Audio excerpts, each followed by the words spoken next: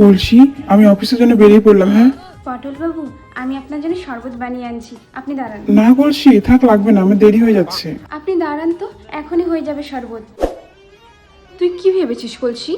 তুই পটলকে বিয়ে করবি আর পটলকে পেয়ে যাবি, আর আমি এত সহজে পটলকে ছেড়েও দিব? তুই দেখ না আমি তোর সাথে কি কি করি। পটল বাবুর জন্য আজকে অনেক ভালো করে শরবত বানাবো, উনি তার শরবত খেতে ভীষণ ভালোবাসেন। তোর পটলের জন্য শরবত বানানোর খুব শখ, তাই না? যদি বাড়িতে জলই না থাকে কি করে শরবত বানাবি?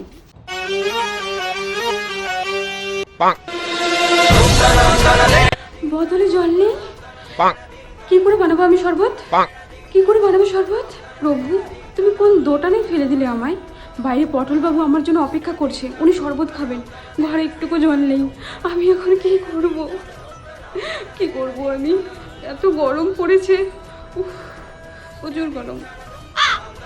আইডিয়া!